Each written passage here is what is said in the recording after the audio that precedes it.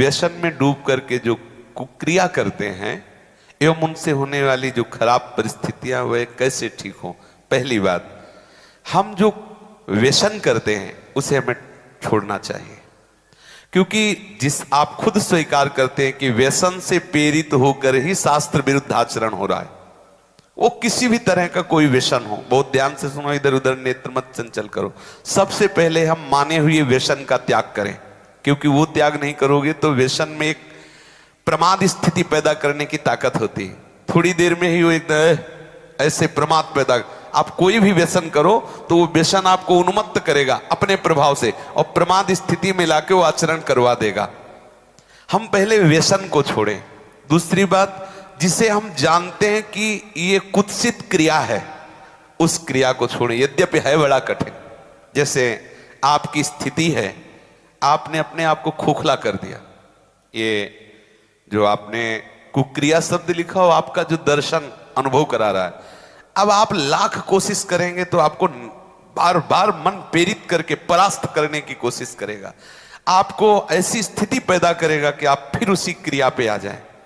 पर एक बार हिम्मत करके आपको जलना होगा, तभी आप बलवान हो सकते हैं। बिल्कुल ठीक समझना, नहीं आपके आंतरिक बल को नष्ट कर दिया इस क्रिया ने, इस व्यसन ने आपको नष्ट, अब आपको बलवान हो, आप पुनः वैसे हो सकते हो। कितनी अवस्था है आपके शरीर की? है 30। कोई बात, अभी चांस है, अभी आप सुधर सकते हो। तो आप पहले क्या व्यसन करते हो? अच्छा चलो जो भी हो, तो आप उसे आज नियम लो कि मैं नहीं करूंगा, छोड़ सकते हो? ऑलरेडी छोड़ दिया, ऑलरेडी मतलब बराबर छोड़ दिया। कुक्रिया, कुत्सित क्रिया, हाँ हम समझ रहे, पर असल आप उसे छोड़ रहे हैं आज कसम खा के। नहीं, महीना पूरा होने में जो वो प्रमत्त स्थिति आएगी वो सारे कसम असम खूंटी में टंगवा देगा, क्योंकि वो एक ऐसी उन्मत्तता होती, प्रमाद स्थिति होती है। किन्हीं लोगों के हृदय में ये धारणाएं भर दी गई हैं कि कोई एक थैली है ब्रह्मचर्य की, और जब वो ओवर हो जाती है तो वो हट जाती है, ऐसा धारणा बैठा। ऐसा नहीं है। जिन लोगों को ऐसा लगता है कि ये ब्रह्मचर्य रहा ही नहीं जा सकता, जिन लोगों को ये भावना है कि ये नष्ट ही हो जाएगा, कह रहे कि जैसे अपने लोग कसम खा लें कि हम ऐसा नहीं करेंगे, तो 2 दिन 4 दिन का जो आपका अभ्यास है वो तो आप रोकेंगे, लेकिन जब वो महीना 15 दिन होगा तो आपके अंदर फिर प्रमाद स्थिति आएगी। अगर उस स्थिति में आप क्रिया ना करें, कुछ दिन सह जाएं, तो उसका कुछ दिन जो आपका अभ्यास रहा है वो आपको भ्रष्ट करता रहेगा स्वाभाविक बिना क्रिया। तो आपको घबराना नहीं है, आप धीरे धीरे क्रमशः ठीक हो जाएंगे।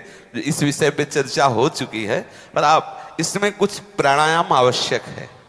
किसी योगी जो प्राणायाम के गुरु हैं उनसे आप मिल करके, क्योंकि हम तो वृंदावन के राधा आशिक हैं, हम ये फुस फसत सिखाते नहीं हैं।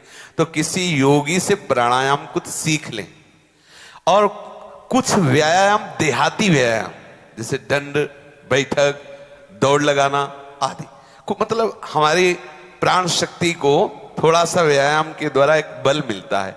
और कुछ आहार नियंत्रण, कि हम इधर उधर की वस्तुएं ना खाएं, वो उसमें पड़े हुए हैं वीडियो में कि ये चीज ना, जैसे ब्रह्मचर्य में सहायक सावधानियां, ब्रह्मचर्य में सहायक भोजन, वो उसमें उसको विस्तृत रूप से आप सुन लीजिए और उससे धारण। मुख्य बात है चिंतन बदलना, ये सब गौड़ बात है, मुख्य बात है चिंतन बदलना। यदि हमारा चिंतन विषय लोलुप बना रहा तो चाहे जितना सात्विक भोजन करो, चाहे जितना आप नहाओ धो पवित्र व्यायाम सब, लेकिन आप रोक नहीं सकते, क्योंकि चिंतन है। चिंतन बदलना अति आवश्यक है। उसके बदलने के लिए सत्संग, शास्त्र स्वाध्याय, नाम जप तीनों आवश्यक है।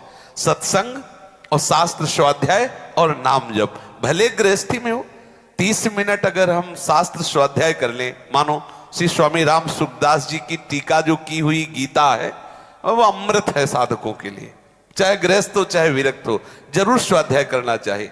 किसी भी संत महापुरुष पर जिस पर श्रद्धा हो उसके प्रवचन सुने, और जो भी भगवान का नाम प्रिय हो वो नाम सुमिरन करे। इससे आपका चिंतन बदलेगा और व्यायाम प्राणायाम से शरीर की नस नाड़ियां मजबूत होगी, शुद्ध आहार से आपको एक सपोर्ट मिलेगा। तो आप तीनों पर दृष्टि डालें, आहार ठीक हो, भजन साधन से चिंतन आप अपना ठीक कीजिए, और संकल्प दृढ़ निश्चय के द्वारा उन अशुभ क्रियाओं को दूर कीजिए। जो अशुभ क्रियाएं आप करते रहे तो आप सुधर जाएंगे। नहीं तो देखो कुछ दिनों बाद ऐसा होने लगेगा, आप देखना आपकी विचार शक्ति लुप्त हो जाएगी, आपके अंदर बिना किसी कारण के शंका बनी रहेगी, भय बना रहेगा, घबराहट बनी रहेगी, हर व्यक्ति से बात करने में चिड़चिड़ापन आए, मतलब कितनी तरह की परेशानियां आ जाएंगी।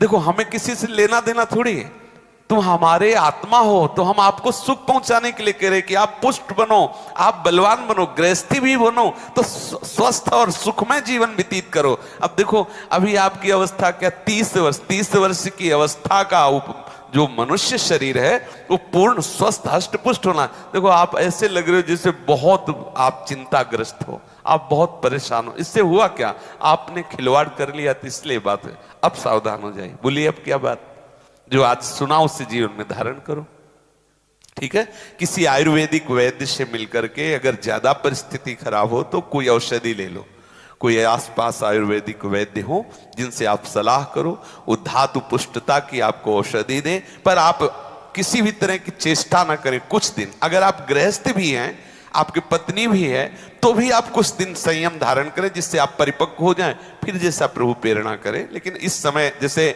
हमारे हाथ में चोट लग जाए तो फिर कुछ दिन सेवा निवृत्त हो जाए, उसको पुष्ट कर लें, फिर सेवा। ऐसे ही गृहस्थ धर्म में भी यदि हम बहुत ब्रह्मचर्यहीन हो चुके हैं तो थोड़ा थोड़ा ब्रह्मचर्य का अभ्यास करके हम पुष्ट बने, तो फिर हम आगे गृहस्थ धर्म का निर्वाह कर सकते हैं। समझ रहे?